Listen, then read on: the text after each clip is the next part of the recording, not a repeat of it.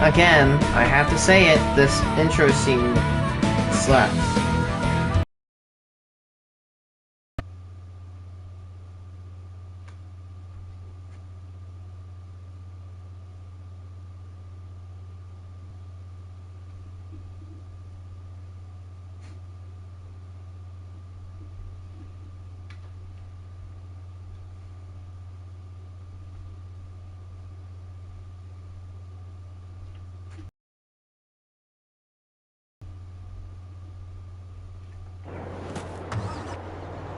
Sorry, I had to do some homework. Anyway, continuing. On with the grind. Last time we... Actually, no, we're not farming, we're mining. Dun, dun, dun, dun, dun, dun, dun, dun, dun, dun, dun. Oh yeah, we're farming.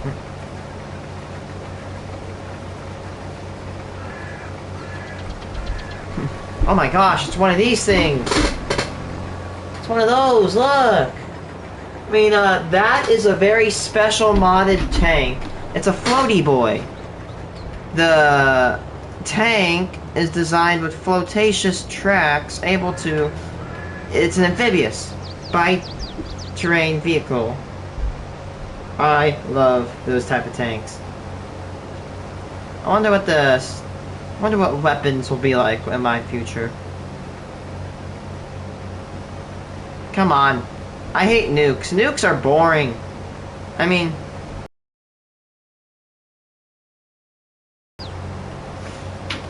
like... They literally, like... They're kind of good and they're kind of bad. They're good because, you know, Russia's not gonna fight us because we'll nuke them, and we're not gonna fight Russia because they'll nuke us. But they're bad because at one press of a button, the most elitist of the world will literally just destroy it. Meanwhile, we don't even want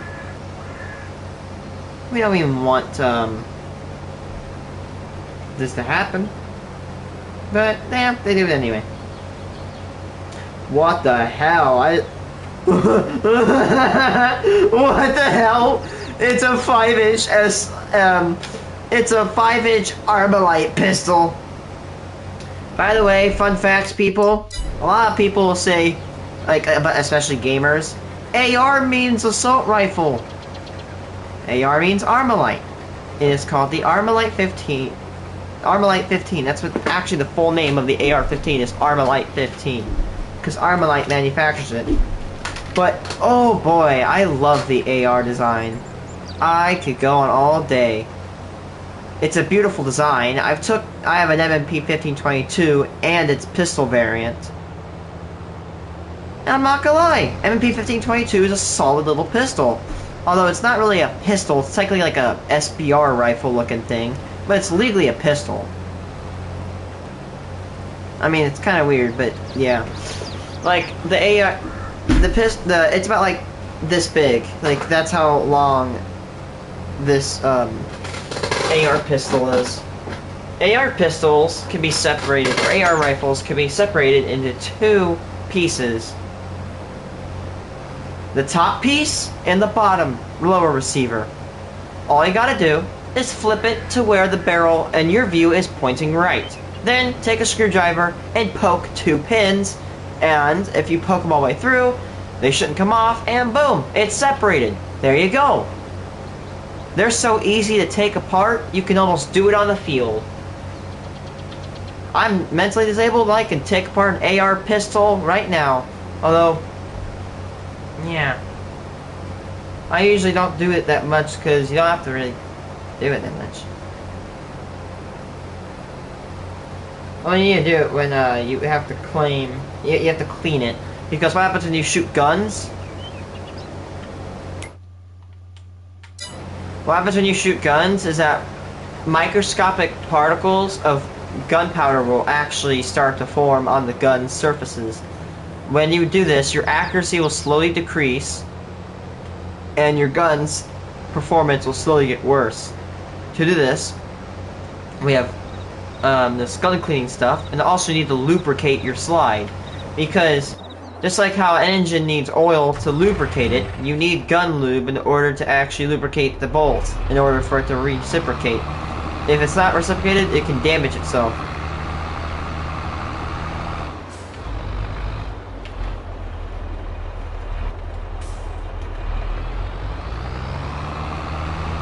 But just like AKs, there are tons of ARs. You got the AR-15, the AR-17, the AR-17, which is a pretty cool rifle. The AR-17 is a longer barreled rifle, and it shoots 17 HMR, which is a bullet the size. It's about the width of a pencil.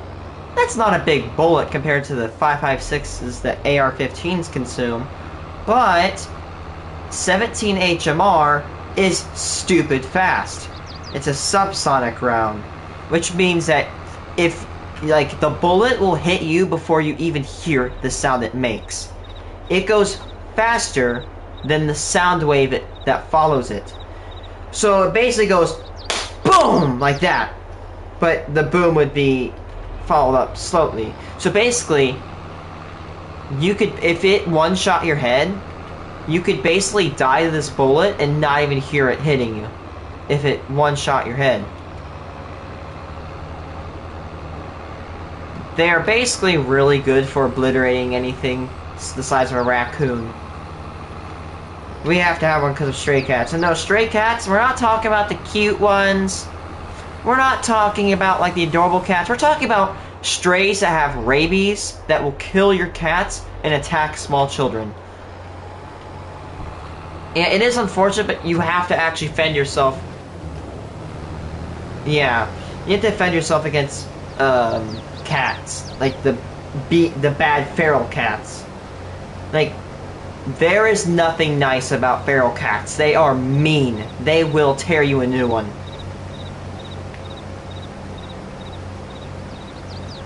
But if you really think about it, it's either your cat dies, or that, like, your cat you love and that is nice dies, or, you know, that evil cat dies.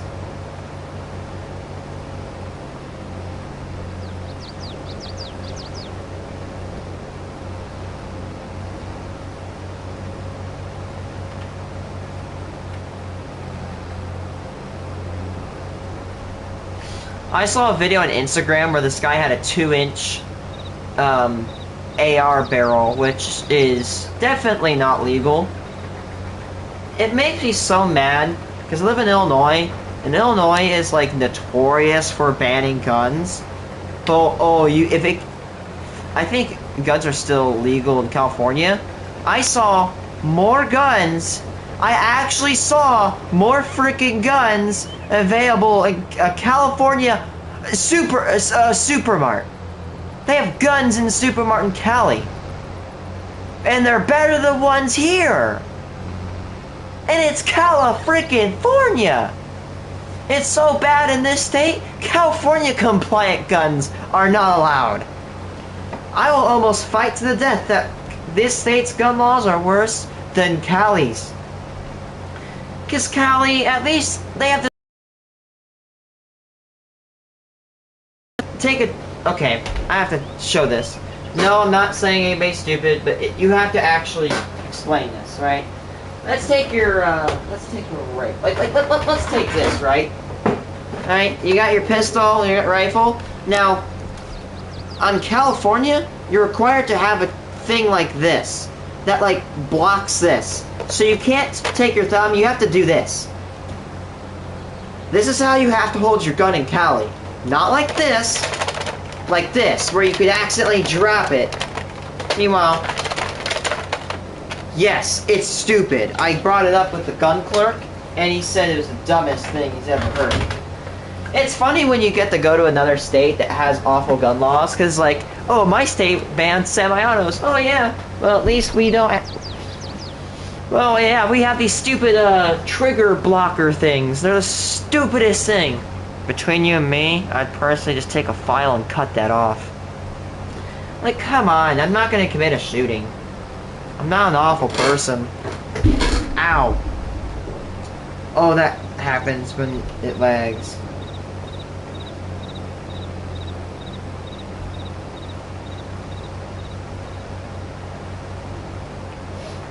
But it's like, it sucks because I love guns. Guns are fun to use.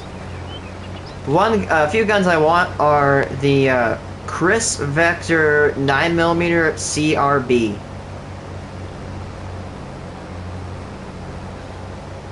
Which, by the way, so the bolt goes like this. Boom, boom, boom, boom, boom. Oh no, it's probably mine.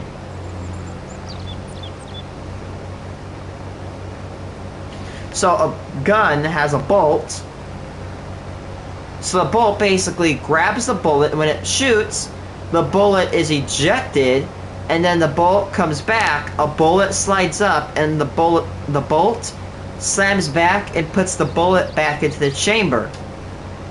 When you pull the trigger, and it does this, but it doesn't do it again, it's referred to as semi-automatic. Because it's automatically loading the gun, but it's not going to automatically shoot. The bolts that come back and put the bullet into the chamber and fire again when the trigger is held is known as an automatic, because it automatically shoots again and again and again, provided that the trigger is being pulled. Yeah, I'm sorry. I have the quality, like this stream has the quality of most Saturday Night Live skits.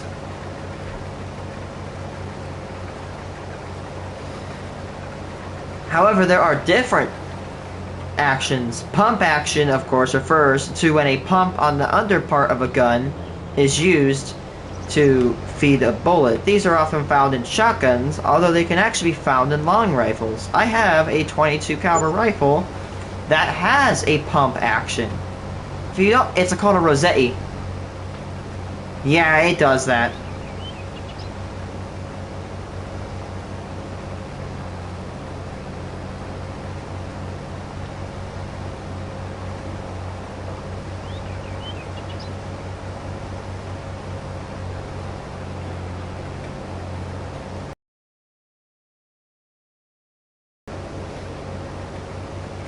Another one is bolt action.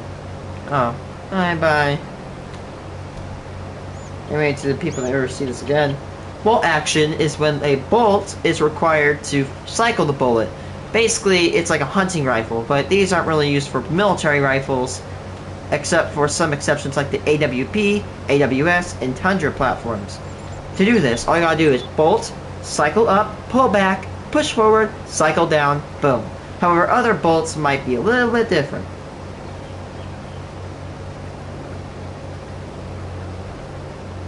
The other one, which is one of my favorite, is the lever action, which requires you to take a lever, push forward, pull back, and your bolt is cycled. This lever action was used a lot and extensively in the Old West. Boom, boom, boom. I love it. I love rocking a Rossetti lever action 22 with no sights, just iron sights. I love that.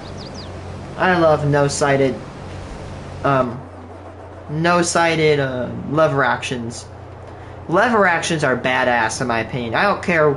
I will literally be like 100 years old and I'll always love lever actions. And I, myself, consider myself as a modernistic person.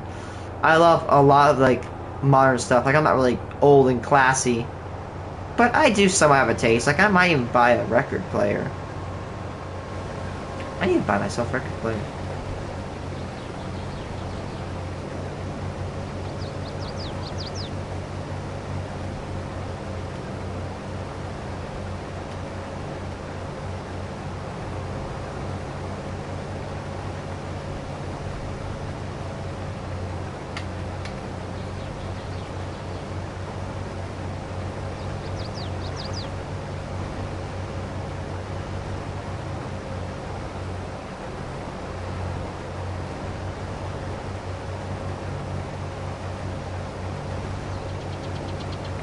Man, I love this scene.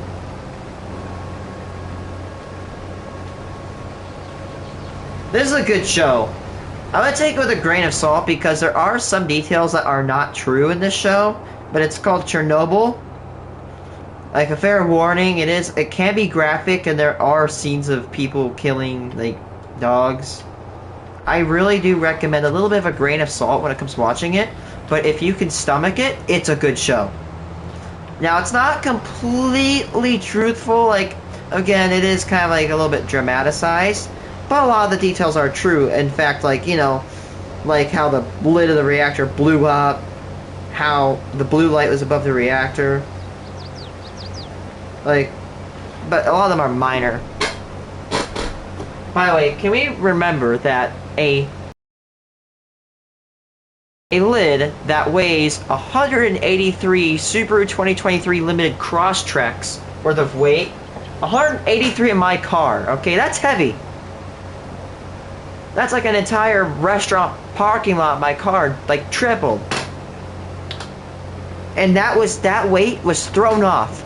It went boom, and then it landed right on its edge. Like here's what happened. It got, oh god, that jar is heavy as hell.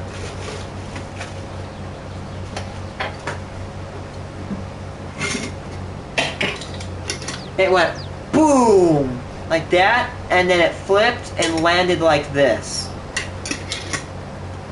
The oxygen rushed in and immediately mixed with the radioactive air and started contaminating. This Chernobyl contaminated more than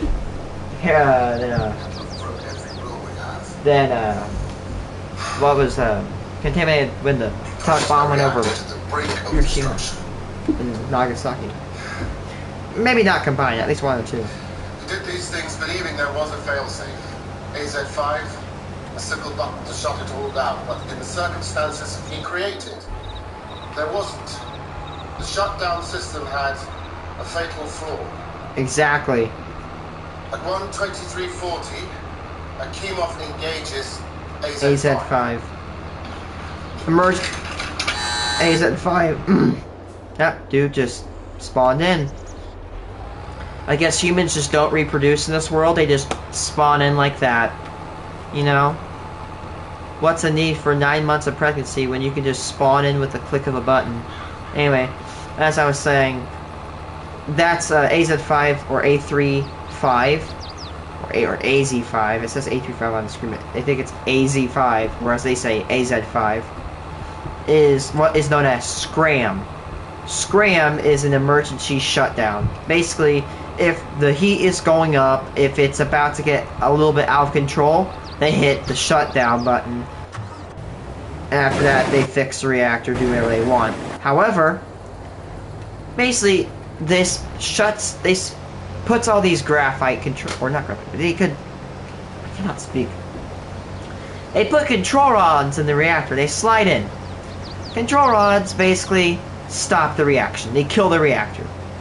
Because if a reactor is left uncontained, it will develop a condition where the heat builds up, and up, and up, and up, and up. Once the heat goes up, it starts to boil the water. And when you boil water, you make this thing called steam. Now, steam is water when you expand it thousands of times. Now, a problem is, if you do not contain steam, it can cause explosions. And these explosions can sometimes level entire sections of buildings. Like, for example, boiler explosions are serious. They can cause so much damage. Anyway. Now, these control rods, and by the way, may remind, our reactors use purified uranium. These guys used impure fuel. That's like putting oil in your gas tank instead of oil. Or that's like putting gasoline with a ton of dirt inside of it. Yes, your car is going to run, but it's not going to run efficiently. Second, our reactors are contained within pressurized vessels. These guys, at most, had a tin shed around their reactors. Well, it was essentially a giant tin shed. Like, big boy. Anyway. Third, These reactors were big as hell. Our reactors are very small. You could probably fit a reactor in a house. Meanwhile, these reactors were the size of an entire house. These were big-ass reactors. The only thing that the RBMK had for it that was better than our reactors, the only thing, is if not wrong, they could be refueled mid-reaction. But that's where it stops, because that trade-off is not worth the possible explosion.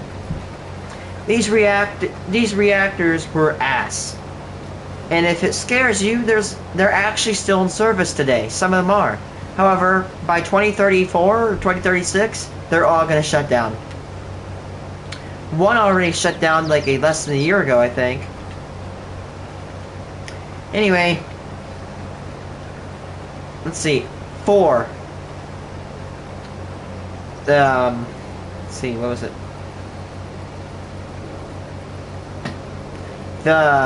Another thing is that the test staff here were inexperienced at the night staff were. And they have had a test that would need to be conducted. So they actually rushed it and it was terribly flawed. They had almost every single control rod out of the reactor when this puppy blew up. Okay, now here's where a big flaw happens.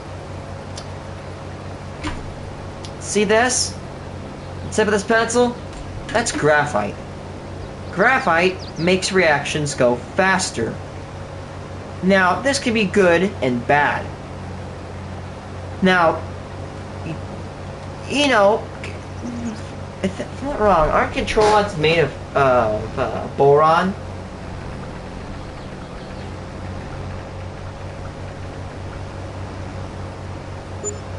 Boron, yes.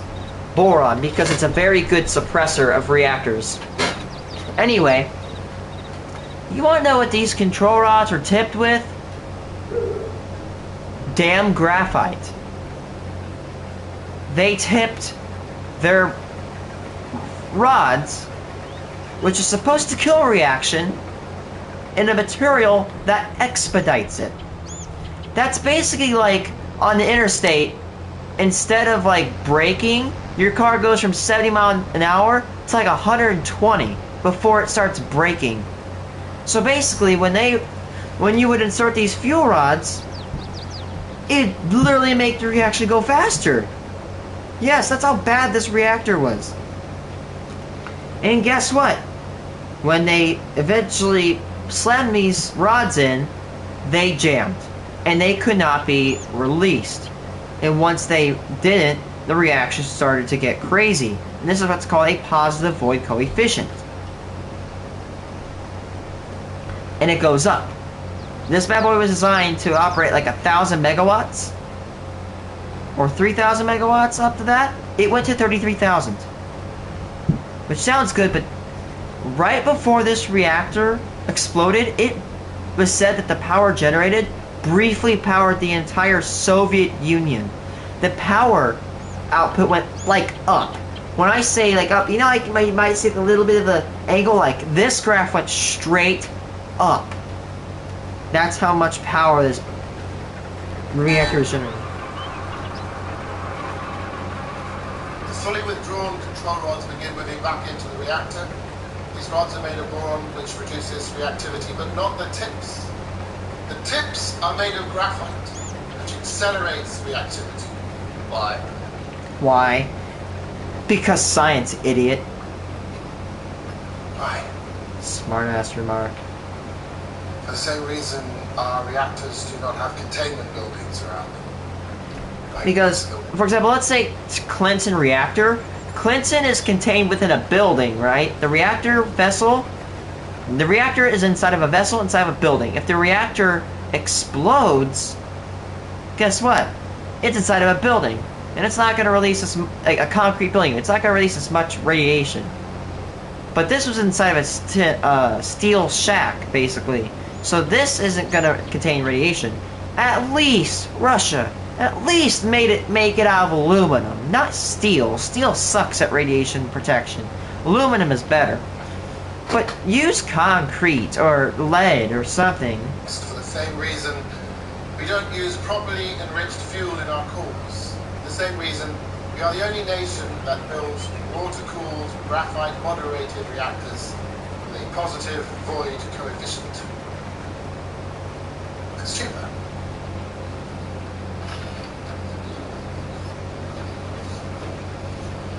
The first part of the rods that enter the core are the graphite tips, and when they do, the reaction in the core which had been rising skyrockets. Every last molecule of liquid water instantly converts to steam, which expands and ruptures a series of fuel rod channels. The control rods in those channels can move no further. They're stuck. The graphite tips are fixed in position, endlessly accelerating the reaction. It's done. Global reactor 4 is now a nuclear bomb. 12342. Perevozchenko looks down on the enormous steel lid of the reactor and sees the impossible. The control rod and fuel channel caps, which each weigh 350 kilograms, are just Over 700 pounds. The moment, yeah, it's in the movie, the dude's running. Yeah, the moment I see those little caps lifting, I'm getting the hell out of there. Like, I'm going, I don't even know if I would go to the command center. I'm going to my safe spot. I'm leaving that place. Because you already know it's going to get bad. That guy books it. But there's nothing he can do to stop what is coming. 123 and 44 seconds. The steam blows more fuel channels apart. We do not know how high the power went. We only know the final reading. Reactor 4, designed to operate at 3,200 megawatts, went beyond 33,000. I like the look on this guy's face, like the I just effed up face. The pressure inside The scene is so good. no longer be held back. At long last we have arrived. 123:45. Explosion. Boom. The instant the lid is thrown off the reactor, oxygen rushes in. Yeah. It combines it The lid is propelled, destroys the ceiling, and opens the reactor. heated graphite. The chain of disaster is now complete.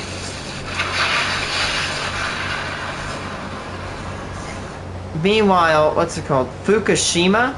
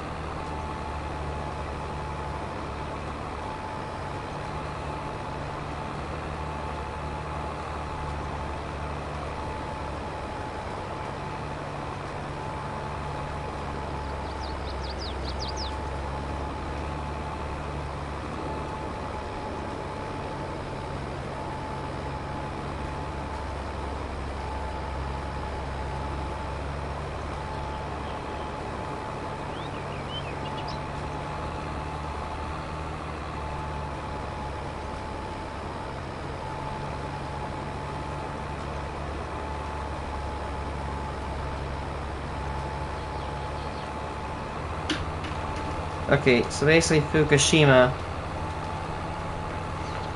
Like, Fukushima could have been completely preventable, in my opinion, if they moved the generators uphill. That's all they gotta do. They put them below in a basement, which is okay, until you consider that the basement's below sea level. Once this basement was flooded, the diesel generators that are operated... Basically, diesel generators help provide power to the reactor, because when a reactor goes, it can power itself, but when a reactor is off, it can still generate heat. So the diesel generators operate pumps in order to run water through the reactor to cool it. That way it doesn't explode and go Chernobyl. But Fukushima didn't design it correctly. I love this scene, how like the blue light appears above the reactor because of how much radiation is ionizing it.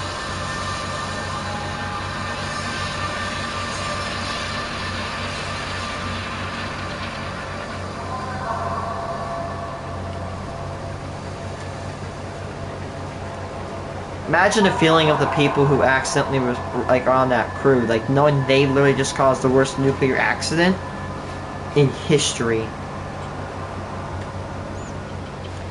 Like, no one in the room that night knew the shutdown button could act as a detonator.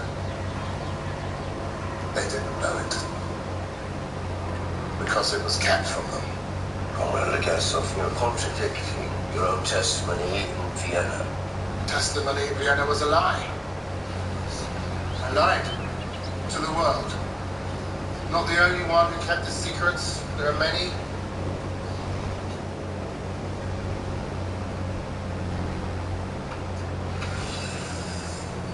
I just had a call from the grid controller in Kiev. He says we can't lower power any further, not for another 10 hours. The grid controller. Where does he get off It's to? not the grid controller's decision, Diatlov. Someone's pushing down from above.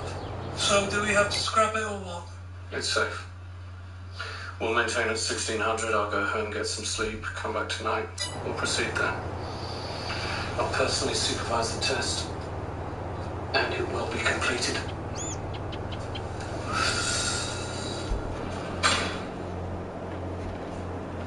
We've been cleared to run the test.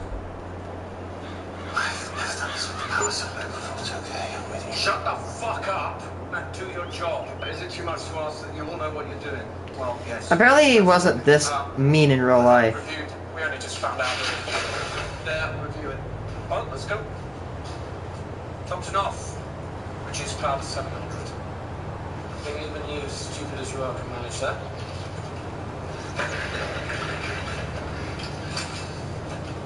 Reducing power to 700.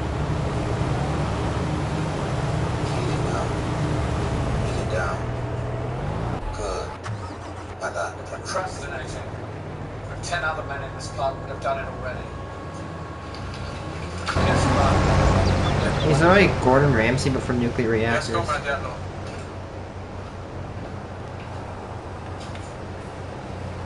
What's up?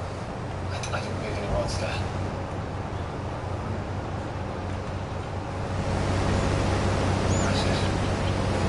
Not even touching it.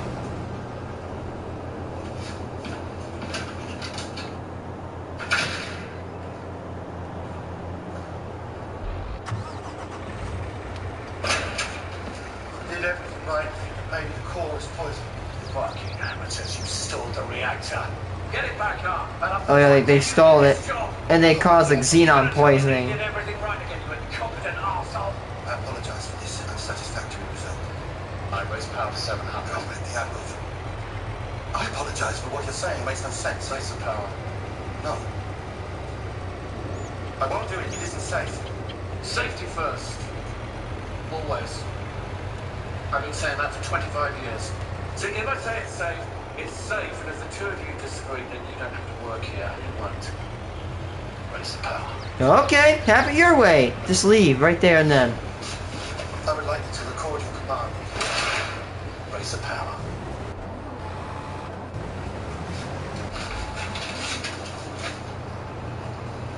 You have 15 minutes. Yeah, apparently he wasn't this mean in real life.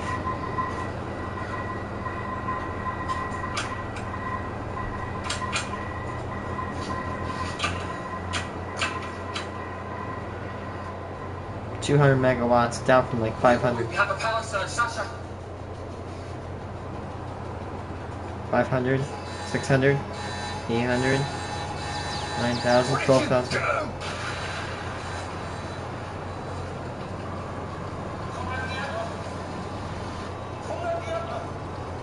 What's the sound? There's a fire in the turbine. This is an emergency, everyone stay calm. I mean, it's exploded. To get the backup pumps running, we need water moving through the core. That is all that matters. There is no core. It exploded. The core exploded. The lid is off. The stack is burning. I saw it. Something strange is happening. I came off. We're wasting time. Let's go. Get the hydrogen out of the generators and pump water into the core. What about the fire? There is no core. Call the fire brigade. These poor guys, the poor fire brigade. They were some of the first to die, and they died awfully. They were exposed to so much radiation. So much radiation, in fact, that their clothes cannot be used anymore. Mad respects to the firefighters of Chernobyl. Mad respect. I couldn't do 1/100th of what they could have done. What does the decimeter say? 3.6 round? Not great, not terrible. 3.6. Not great, not terrible. The tank is big enough. This kind of explosion, control tank or something minus 100 kilometers. 110. Could do this definitely. Stop. I looked right into it. I looked into the core. It's delusional. His face. I'm going to the administration building now. I take it the safety test was a failure. We have the situation under control. Reactor? Taking measures to ensure a steady flow of water through the core. Dosimeters should be checking regularly. Have them use a good meter in the safe.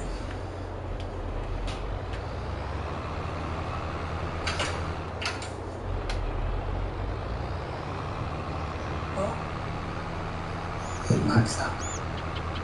200 volt. it's another faulty meter. You're wasting our time. I checked the meter against the control. What's wrong? How'd you get that number from feed water leaking from a blown tank? Peter, And what the fuck are you talking about? I think there's graphite on the ground. You didn't see graphite. I did. You didn't.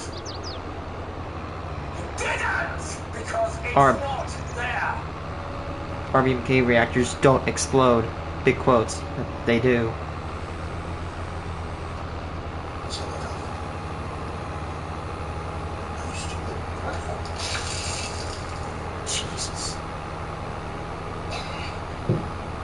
I apologize. Guns! Guns!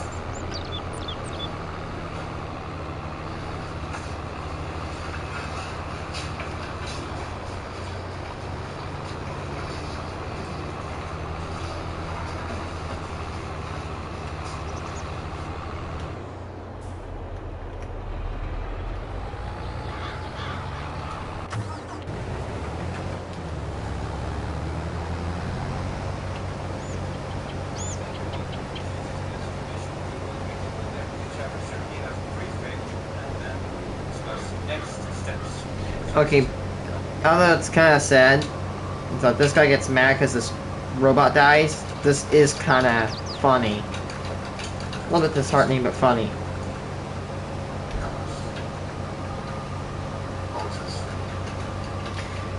They contacted the Germans to send in a robot called the Joker, but the thing is that they didn't tell the Germans that the Joker needed to tolerate radiation, because if they told the Germans that they need a high radiation resistant robot, the Germans would get a little bit sus of the Russians, and they'd know that they did something bad. So therefore, when they dropped the Joker, within a few minutes, Joker died. Did you lose the signal?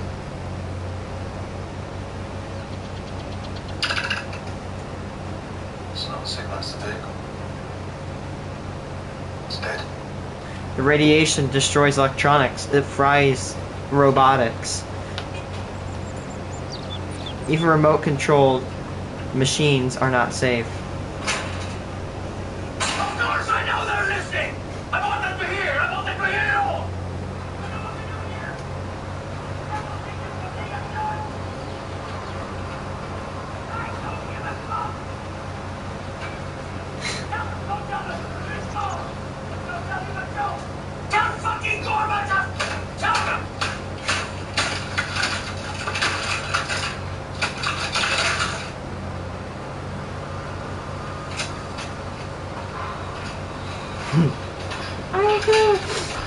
The helicopter crash, an untold story. There's something wrong with the TV. I It's all think- messed up. Yeah. What could it mean? I thought the guy actually hit the cable and just fell into the reactor. Are as well known as the helicopter crash of October 2nd, 1986. It is to the point that, in the HBO miniseries, the creators of the show moved it from October to April 27th, just so they could include a recreation of the shot in their show, and use it to highlight the dangers of flying into the radioactive emissions emanating from reactor floor. I want to talk today, this video releasing on the 37th anniversary of the crash, about the victims, and to bring their story to life. Vladimir Konstantinovich Vorobyov, just 30 years old, was a veteran of the war in Afghanistan and a master of avoiding death. During his Russian death, invasion of he had Afghanistan. survived his helicopter being shot down and the subsequent crash landing. The rest of his crew were killed, though he sustained a leg injury and a heavy concussion, but was able to escape the wreckage and make his way to safety, for which he was awarded the Order of the Red Star. Sometime later, he earned another. After returning from Afghanistan, he was involved in another accident, where a truck drove into his motorcycle, but after a few weeks in hospital, he was fit and active once more. Stationed in the small Siberian city of Chita, the father of two entered the Battle of Chernobyl in September of 1986. Naturally, he wasn't alone in enrolling in this dangerous conflict between man and the atom. His navigator, the senior Lieutenant Alexander Youngkind, had come with him. Youngkind was supposed to have been deployed to Afghanistan, although his doctor recommended he postpone his tour due to illness, and by the time he recovered, Chernobyl had become the primary threat. At home were his wife and one-year-old daughter. Shortly before he left, his wife informed him that she was pregnant. Their family would grow even more. They were also joined by their flight engineer, Leonid Kristich. Kristich was also a veteran of the war in Afghanistan, and he too had almost experienced a crash landing like Vorobyov had, when he came under fire of the Afghan military, and shells tore through the fuel tanks. In order to save the helicopter, Kristich covered the holes with his hands to limit the fuel loss and allow them to safely return to base. What a hero. The helicopter I used to say that about piloting Soviet was members. part of a formation of two helicopters. The two aircraft, designated Cup 1 and Cup 2, were scheduled to fly in formation over the remains of reactor 4 that day. Cup 1, carrying a mixture of lead and sand, would dump the material into the reactor hull. Immediately behind would then drop PVA glue over the materials to stick it together and reduce the amount of radioactive dust escaping from Unit 4. Preparations were made for a series of flights and loading of 2.5 tons of PVA glue into the massive buckets that hang beneath the helicopters. This was assisted by 26-year-old Nikolai Ganchuk. While he may have been a mechanic, he specialized in loading weaponry as part of a helicopter regiment, and therefore he was invited to join the crew that day in order to assist in the dropping of the glue mixture into the reactor hull. The day before their infamous sortie, Igor Kostin, the now famous journalist who helped to document Chernobyl, visited the site to photograph the crews of Cup 1 and Cup 2. The pilot of Cup 1, Vyacheslav Zernikin, refused as he felt it would be bad luck. But Vorobyov agreed to it, and all 4 crew, as well as other scientists around, gathered for the photograph. Perhaps Vorobyov, too, sensed this bad luck, and on the evening of October 1st, he sent a series of heartwarming letters to his friends and family, as well as his gold wedding ring to his wife as a gift. That morning, October 2nd, started like any other. The group woke up early, had a daily health examination with a doctor, and stopped for food in the canteen. The helicopters were given pre-flight checks, and then orders to Cup 1 to carry the sand and boron mixture, and for Cup 2 to carry the adhesive were given. And then, at 6 AM, they were off into combat. The flight system was repetitive and stretched throughout the day. The two helicopters would fly the 20-minute route to the Chernobyl nuclear power plant, drop their loads into the core, fly the 20 minutes back to the helicopter site, and refuel and reload for the next mission. The two crews repeated the task throughout the day, flying and dropping their payloads into the reactor hull, the only challenge being to avoid the cables dangling from the DMAG cranes that surrounded the sarcophagus. This wasn't a challenge at first, due to flags marking the locations of each cable to the pilots, but as the day grew older and the sun shifted west on the horizon, the flags gradually became less and less visible. Complicating the matters further, one of the cables lacked even these flags. Dude, that's some insane and was footage. becoming almost invisible in the sun glare. Though none of the crews on the two helicopters were aware of it, the build-up to a disaster was unfolding. Down in flames. It was shortly after 5 PM that day when Cup 1 and Cup 2 returned for another sortie over Unit 4. And as always, the workers on the ground paused and gathered to look. Oh, by chance, a filmmaker from Siberia by the name of Viktor Grebenyuk had also stopped to watch the crew. Grebenyuk was employed by the West Siberian News Bureau studio, sent to Chernobyl to capture the heroic efforts of the liquidation, and the helicopters certainly captured just that. In contrast to the calm on the ground, the scene in the air was fast becoming a nightmare for the crews of Cup 1 and Cup 2, with Cup 1 unable to see the cables dangling from the cranes clearly from their vantage point. They had to rely on Vorobyov's orders to navigate them over the core. Yeah, because On the little once to the right, helicopters you tangle still up those have cables, it's over. Go ahead, stop. I see the foot of the crane. If it wasn't for the actions of Cup 2, then Zernikin and the rest of Cup 1 would have likely struck the cables. They were so close, Zernikin thought, that he could have reached a hand out of the helicopter and held on to it. With Cup 1 dropping their load into the core, they successfully navigated away from the cables as Grebenyuk fell to below. Then Cup 2 flew over the reactor. The PVA began dropping down into the core. But Vorobyov lacked the same guidance he had given to Zernikin, relying purely on the now almost invisible flags to ensure his safety. So he chose a path that led away from the marked cables and directed towards the cable that was unmarked, now invisible in the sunset. The helicopter Dude, that's actual footage. Shattering both the wires and the fast traveling blades of the helicopter. That would be horrifying to witness. Losing all lift, the helicopter was thrown away from the force of the impact with the cables, spinning on its back as the tail blade of the craft. Matt cut those cables clean.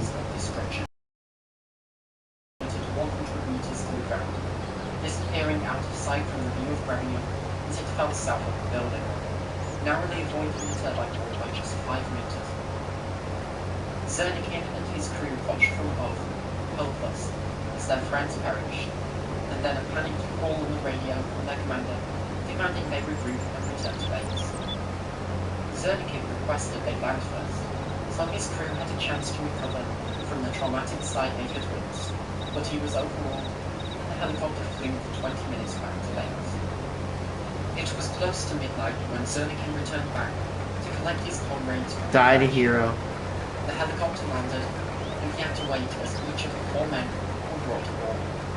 After spending 7 hours close to Unit 4, the men were all contaminated to the point it maxed out the onboard dosimeter, and Zernikin flew at the helicopter's top speed of 320 kilometers per hour to Kiev, where proper funerals could be held for the 4 men. The helicopter crash was initially covered up, information suppressed to avoid any controversy about the difficulties of the liquidation.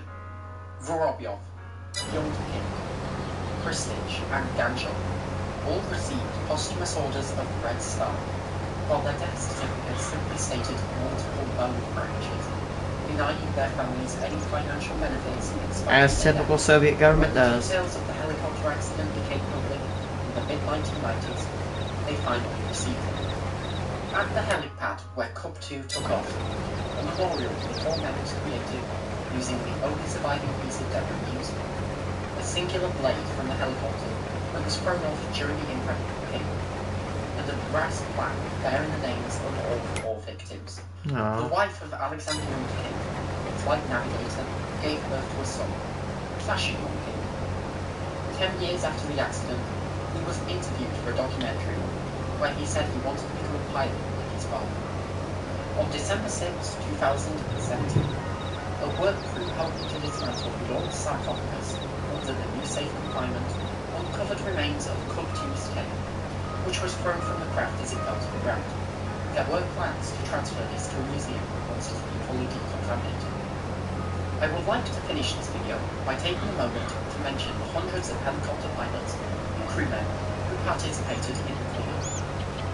From those who were involved from the first days, flying over the core to determine if the reactor was exposed, to those who helped to dump material into the reactor hull to suppress radionuclide emissions, and those who helped build the sarcophagus in the months that followed. Many of them were exposed well above the minimum dose associated with an increase in the likelihood of cancer, though very few follow-ups on their health were conducted.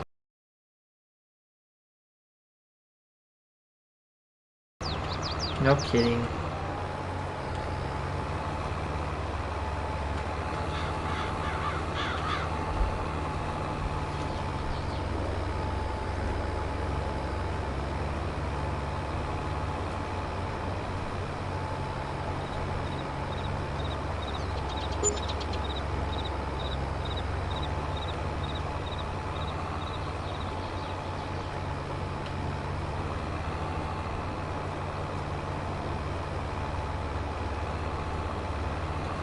Sarcophagus artifacts? These are the events that happened. The video game series Stalker, based on the novel Roadside Picnic, has a game mechanic known as artifacts. These are objects that have been exposed to anomalies that offer both special bonuses to the player and a hefty reward if solved. They are legacies of the events that happened. The sarcophagus that encloses the destroyed Chernobyl reactor also houses artifacts.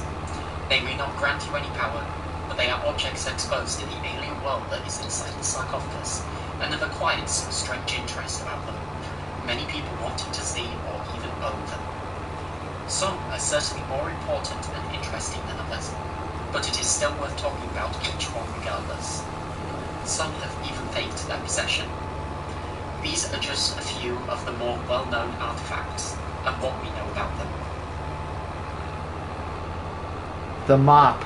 Oh, that mop that was found in the elephant's foot. One of the most infamous artifacts, and something I have already referred to in my video about the elephant's foot, and that is the mop immediately adjacent to it. As this mop is present in some of the earliest footage of the mass, mere months after the disaster, it can be concluded that it was already there when the corium was formed. As the lava was already cooling by the time it reached the corridor, it would not have been hot enough to burn or damage the wood or fabric that makes up the mop, instead forming around it. And there it remained, stood up in the middle of the corridor, alone. Eventually, scientists did move it from the middle of the corridor, likely because it was in the way of them, making it difficult to move around the elephant's foot to survey more corium and concrete at the back of the room. They moved it behind a pillar on the left side of the room. And there it remains until today. It is impossible to determine what its ultimate fate is. Likely, this object will be disposed of eventually, as there is no doubt it is highly contaminated. It was immediately next to the elephant's foot during its formation, after all. This is the mop. But the strangest part is how it was able to stand up on its own for months, possibly years. Perhaps there was some sort of mop bucket originally, that melted into the corium and protected it from the worst of the heat, while allowing it to remain standing. The chair?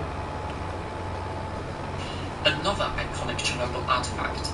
This one centers on a red wooden chair that mysteriously appeared inside the reactor hall, according to Alexander Company, near the reactor shaft itself.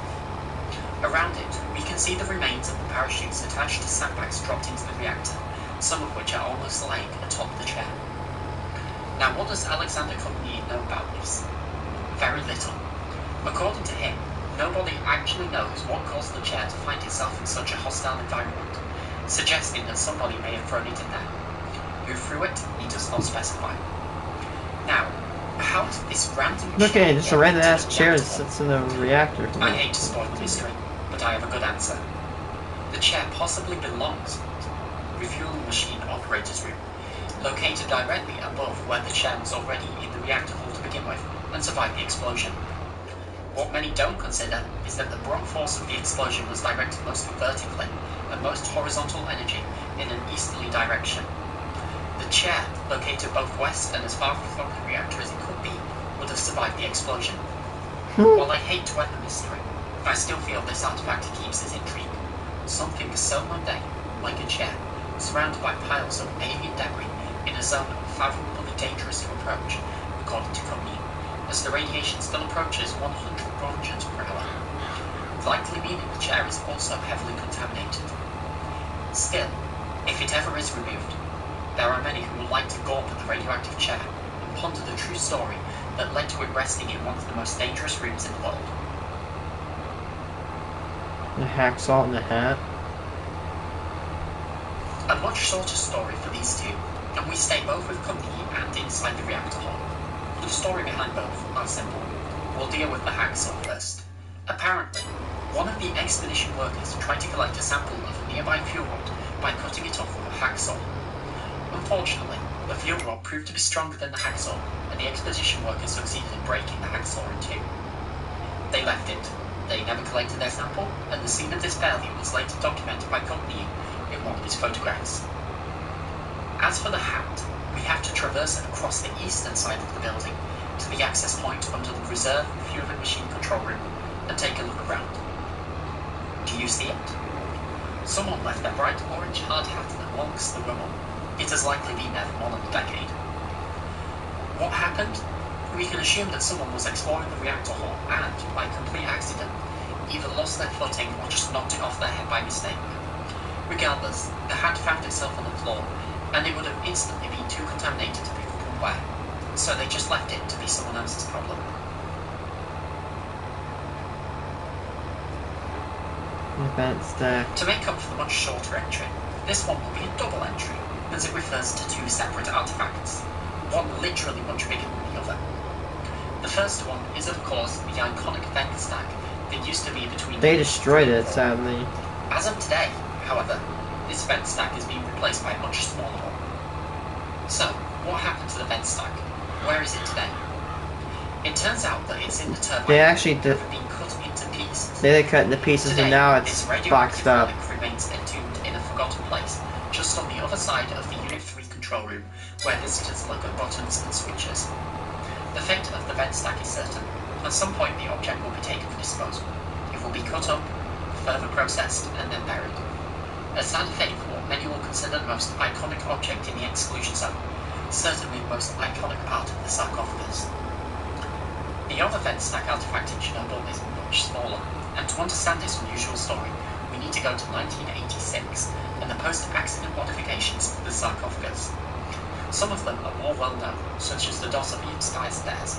A flight of stairs from floor plus 24 descending all the way down to plus 12.5 to allow workers to safely reach the lower levels of the building.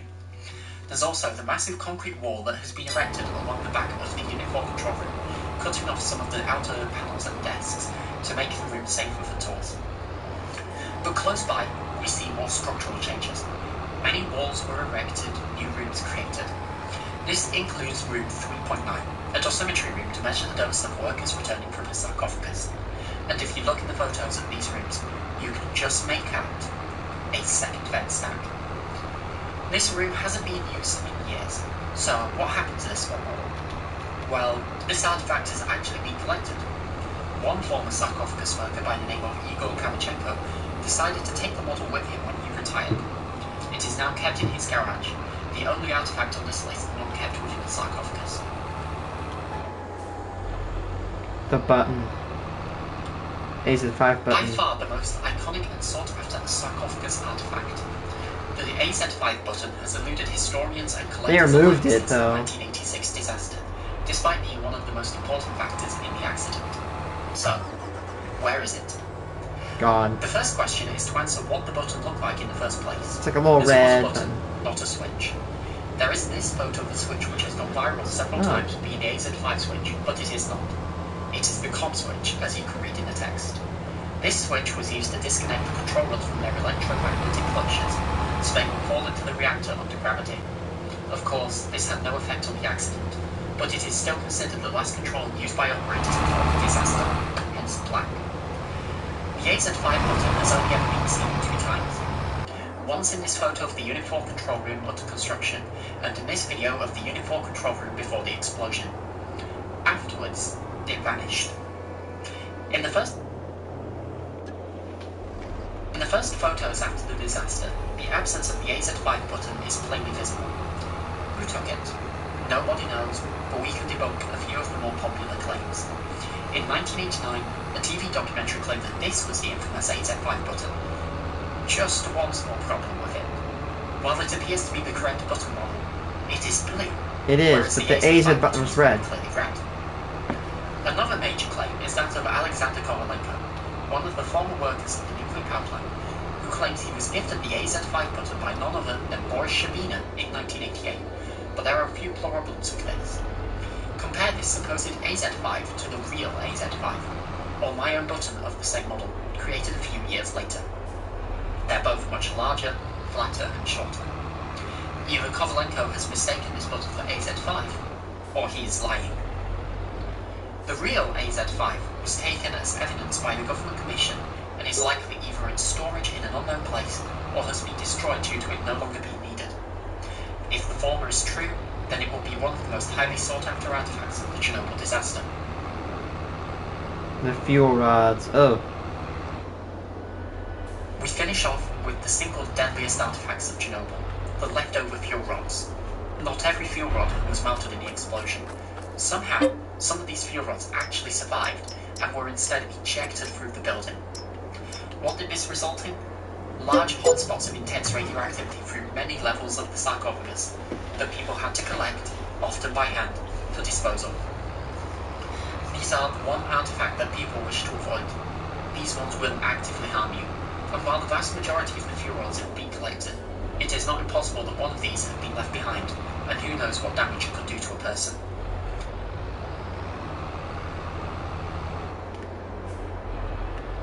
These are just a few of the more iconic objects. There are plenty more hidden inside the vast expanse of corridors and halls that fill the building. Perhaps someday, some of these artifacts will be brought to the public in museums, so people can truly appreciate the bizarre stories of the sarcophagus artifacts.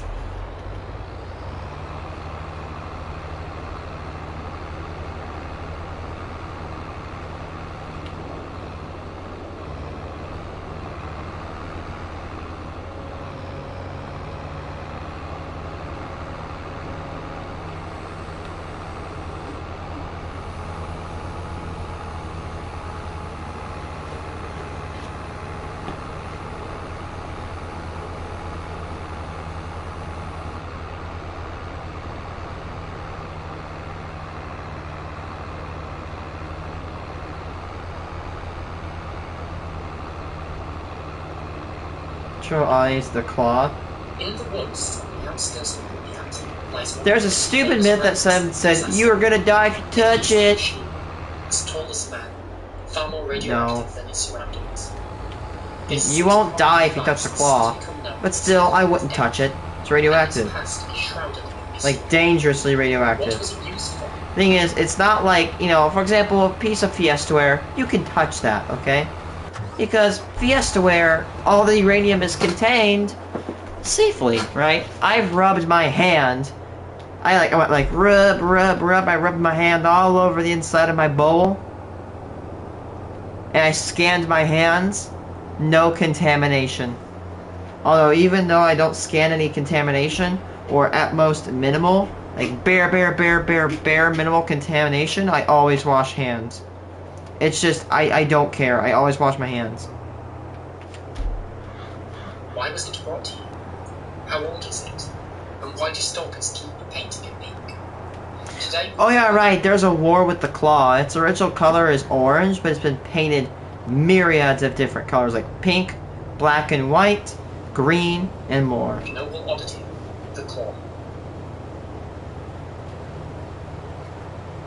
Our story begins in 1986, not in the Soviet Union, but in West Germany, and the town of Pine. The company, Pine and Machine and Screw Works, a manufacturer of cranes and the buckets for cranes, produced just another one of its models, the MMG-1600-3. The claw was specifically designed for reloading all gravel and scrap metal, with metal plates at the bottom to prevent the grabbed objects from falling back out when the crane was closed, carrying almost 4 tons of resources using its hydraulic arms. While this made it perfect for mining operations, history opted for a different fate for the claw. When the reactor number 4 at Chernobyl nuclear power plant exploded, the roof of the reactor hall itself was blown upwards, raining back down on the turbine hall nearby. Amongst the raining debris was also graphite and nuclear fuel from inside the reactor core itself. All of this would need to be removed somehow. It was too dangerous for humans to go in there, scoop up the debris. That's actually very smart, because a lot of claws, they have one cable to hold the claw, and you have the other cable to actually open it remotely. Therefore, a claw is probably top 10 best tools to clean a reactor, because you're performing the job remotely, not with an electronic that can be fried easily by reactors.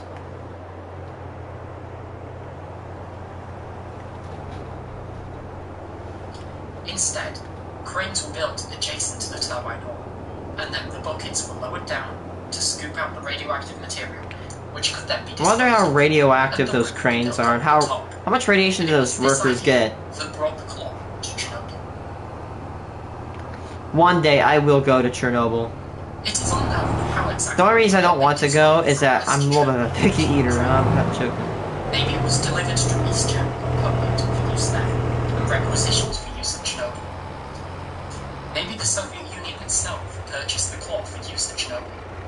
Regardless, the claw somehow did make its way to the Chernobyl nuclear power plant, and was even photographed inside the turbine hall, suspended by a cable.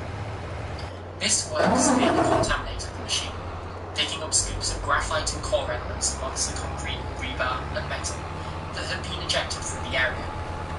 When it was no longer needed, the claw should have been disposed of, and was instead dragged to Pripyat. The scrapyard the claw now lies in is not a vehicle scrapyard like the ones at Noryakivka, for example. This one is located adjacent to the Special Engineering Works facility, the base of operations for technicians working with robots used in the cleanup.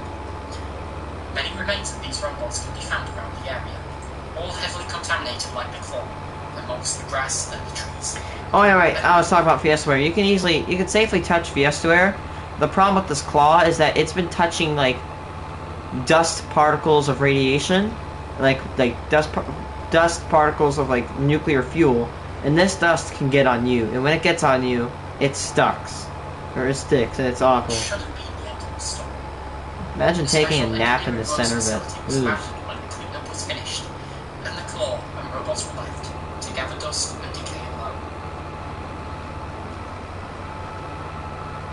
In 2010, a few private guides, while on a field excursion looking through Pripyat, stumbled upon the claw in the same place it had been left.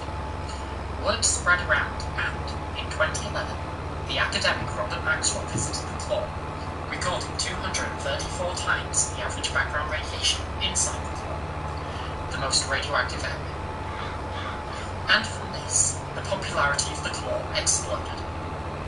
A year later, a YouTuber by the name of BioNerd23 visited the claw twice, both videos reaching tens of thousands of views.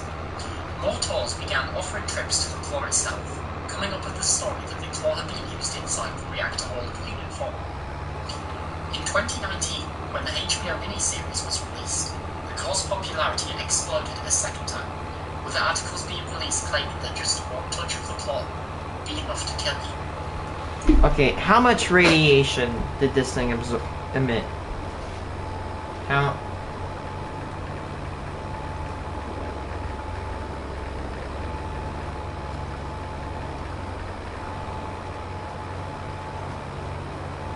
39.8 microsieverts. That is actually kind of tame. That is actually less radioactive than uraninite. And it's less radioactive than, that is less radioactive than Fiestaware. Now, it's probably more penetrating.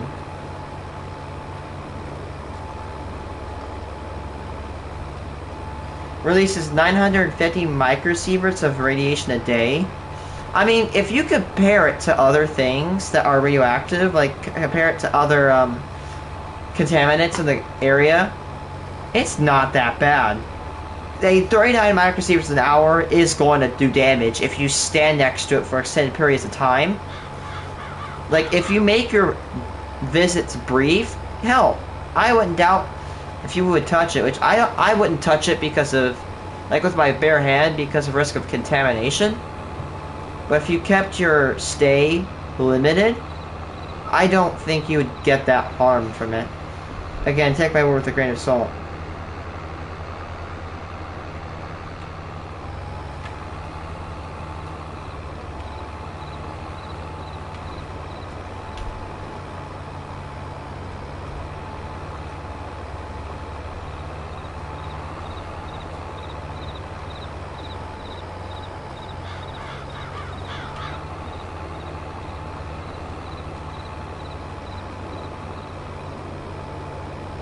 To more than 1,000 microsieverts an hour. That 1,000 is a little bit bad.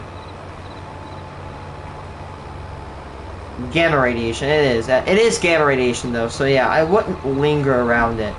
And it most likely won't kill you, or it will not kill you if you touch it. But again, I wouldn't call this thing your best hang-around buddy. This is of course false, as radioactivity has continued to decline since its rediscovery. Some tourists even climbed inside of the claw to take a photo. It should of course be noted that, while legal excursions into the exclusion zone often visit the claw, it is actually forbidden legally to do so. The claw is not on any of the official routes. Disposal of the equipment here is irresponsible at the least. Meanwhile, some illegal tourists, otherwise known as stalkers, had their own plan for the claw, one that would alter its future forever. They called themselves the Pink Claw Gang. They did exactly as the name suggested, spraying the claw. How much radiation do these idiots absorb painting as this well damn as spraying thing? rainbows on top of apartment buildings and colouring signs in bright colours. I have to kind of give props to painting rainbows on top of those buildings, because how would you put it there? The claw was made in West Germany.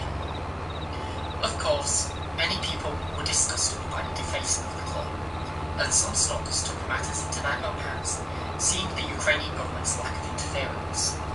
They journeyed to the claw with golden spray paint and painted the claw in the colour in the hopes to That's restore its pathetic. original glory.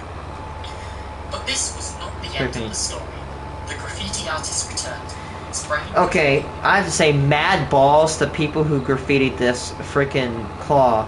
I'd graffiti anything in the end of the day or near anything. This claw would not be on my list. Like, I don't really like do graffiti. I've never done it before, but I wouldn't want to vandalize stuff. But you have to have some balls standing next to a claw that's really been inside of a nuclear reactor. I mean, like, if you don't, if you do have the balls, well, guess what? Those aren't going to be really that much use to you when you have testicular cancer, because you literally painted this thing and stood by it for about 58 hours. White stripes. They almost caught as well. The claw still smelling of fresh paint when it was found in its again defaced state. It was at this point that the so-called stalker claw began. Some stalkers saw Chernobyl akin to a playground but defaced the claw. The stalkers who considered themselves as purists would restore it to its original colours by cleaning it or spraying golden spray paint over the top. Rain would inevitably wash away the fresh paint on occasion, and the cycle would repeat. In the 2021 documentary, Inside Chernobyl with Ben Fogle, the claw itself can be sprayed in pink and white stripes, but this is not the only strange combination seen. The claw has been sprayed green several times, as well as silver and even blue. This was continued through 2021 into 2022, and was only paused by the Russia-Ukraine war, which has made access to the exclusion zone impossible. This brings us to the end of the story of the tour. From West Germany to Chernobyl, lying for decades, and then the same. YouTube Where's the Premium first- is ad-free YouTube. Again, they're toxic because they know people are using ad blockers. This is the supposed first photo of the Chernobyl disaster. The person who captured the photo, Igor Kostin, claimed that he took it the morning after, when a friend, who happened to be a helicopter pilot, offered to take him on a trip to the reactor to document it for any news reports. That's what he says. But is this true? No. While this photo was indeed taken by Igor Kostin, it was in fact taken on the 14th. It becomes obvious that this photo was not taken on the 26th of April. 14th of May, yeah, that is way... From this ground photo, taken the morning of April 27th, you can see these roof supports along the top of the image. When we look at Kostin's photo, which he claims was taken before this image, these roof supports are absent. They did in fact collapse a few days later, during the evening of April 29th. And the graininess? Not a result of radiation. They are a result of poor quality what Kostin is setting up the camera. But what about video? The damaged roof supports are still present here. And if it wasn't Kostin who took the video, as he claims he did in the 2006 documentary The Battle of Chernobyl, who did? Who took the first photo, for that matter? These questions take us on a story of deception, lies, and ultimately death. It is the story of many men who tirelessly fought to document the events, so those tasked with solving the crisis had the best information to hand. This is the Chernobyl mystery we will examine today.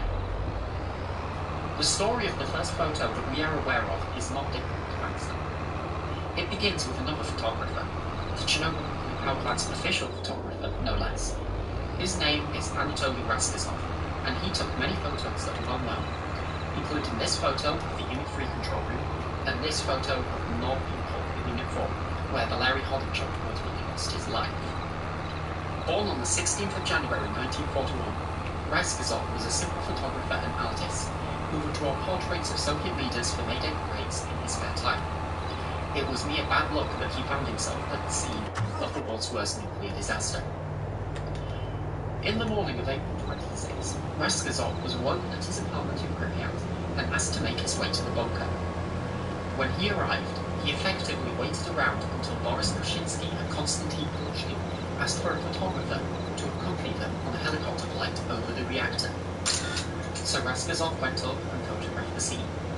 He took a plethora of photos while hanging out of the helicopter, soldiers holding him by his feet. And then the helicopter landed, and they were asked to do the same from the ground. Approaching by foot was considered too dangerous, so they decided to take an abandoned fire engine and drive it along a series of rail lines that led to Unit 4.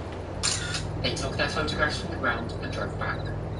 According to Raskazov, one series of the films he took from the ground failed to develop, likely because he took a close-up photo of a chunk of graphite. The second series from his primary camera was fully developed and in extremely high quality. Raskazov handed the photos to a KGB officer, who numbered them and then confiscated them. While these photos would be heavily used by the government commission in the early days of the accident, Raskazov would never see them again until 2006, when the Chernobyl nuclear power plant administration returned some of the photos he had in his possession to Raskazov. Anatoly Raskazov never his radiation exposure. A radiation burn on his forehead never healed, and he suffered a variety of blood diseases and cancer, likely a direct result of time spent close to the nuclear power plant. These proved fatal on February 17, 2010. We now have an answer for the first photo, but what do we know about this video?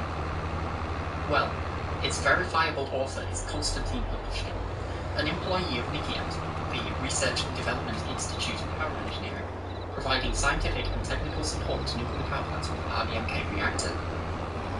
Polushkin was representing the entire organisation when he was sent as part of the preliminary fact-finding part of the government commission. As you may remember, Polushkin was on the helicopter with Raskazov when he took the first photograph. And this is where it gets both interesting and somewhat conspiratorial. In Grigory Medvedev's book, The Truth About Chernobyl, Medvedev specifies a scene take their helicopter flight. In this short passage, Medvedev explicitly mentions that Polushkin was filming the event, even mentioning quotes that seem similar to those Polushkin said in the video. Hover right above the reactor. That's right. Hold it there. Take some pictures.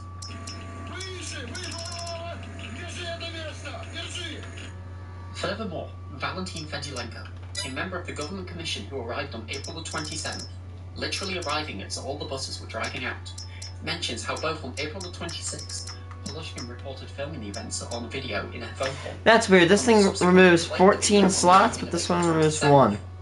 On April 29th, he continues, Polushkin flew back to Moscow with the tapes to show scientists there. Why am I telling you this? Because this video, which so clearly seems to match the video described by Medvedev, Fedylenko, and others, is not the same video. Polushkin says that the video was taken on April the 28th in the video.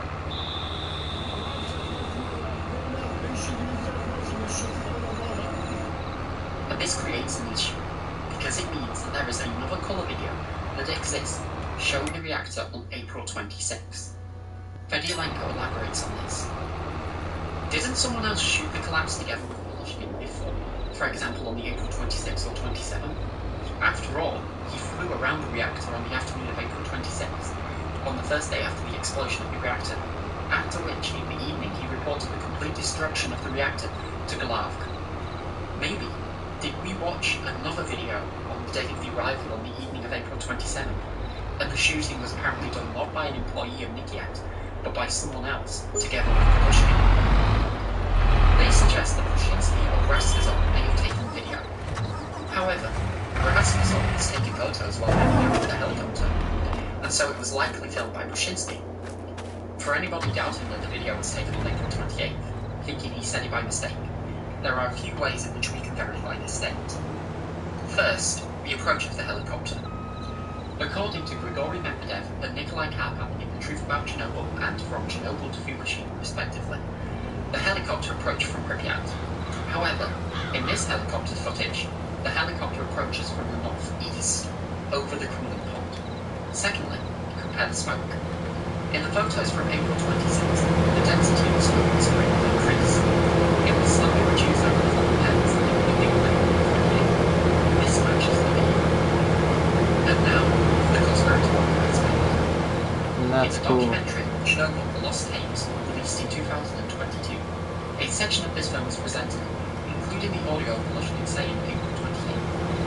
However, they have distinct new audio and the subtitle April 26th.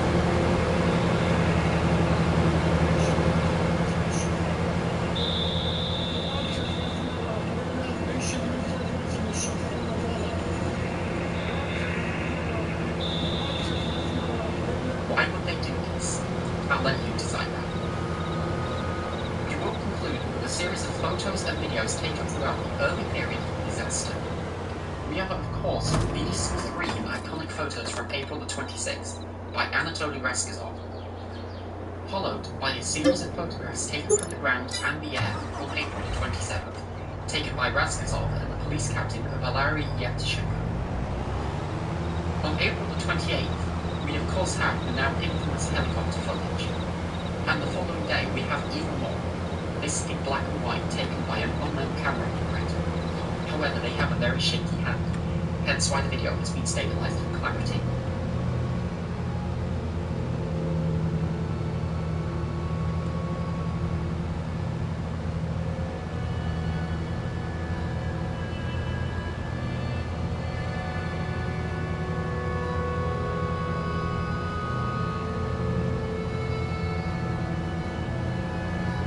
There are also these photos from the 29th, and these on the 30th, taken by various sources.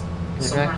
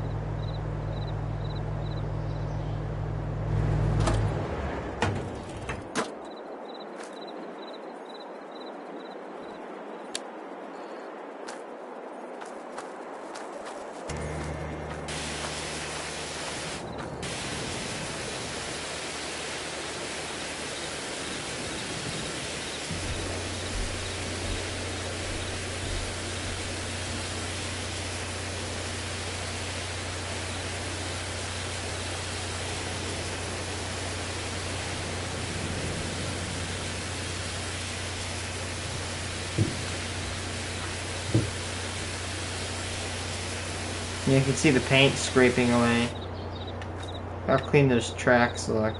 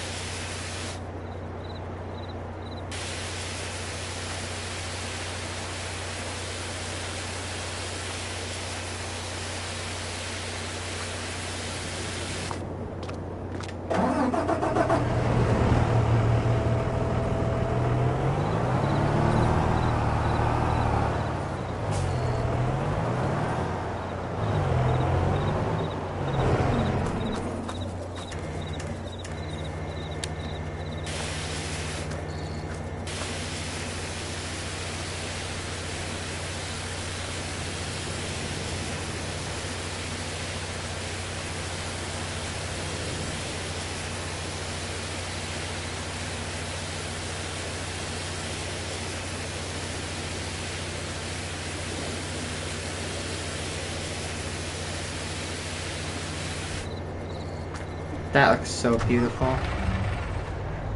Although it is somewhat annoying in this game, it is so fun to clean your implement.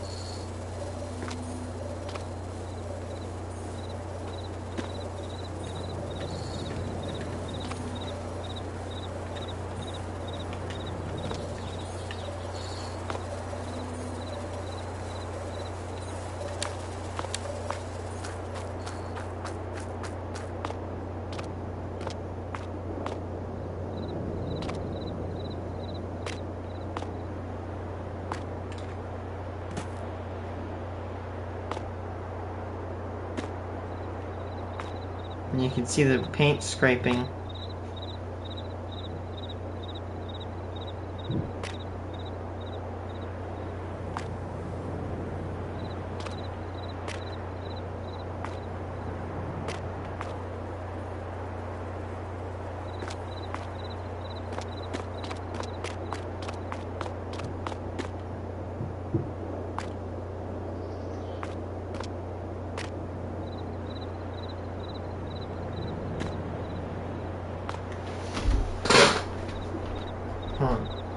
FS too.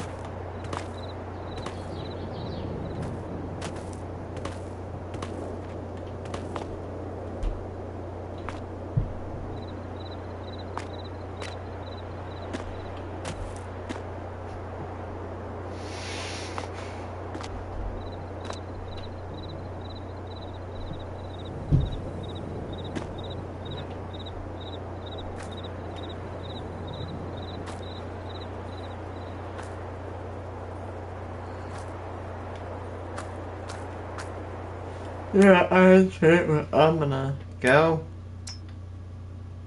Bye, guys. I'm gonna go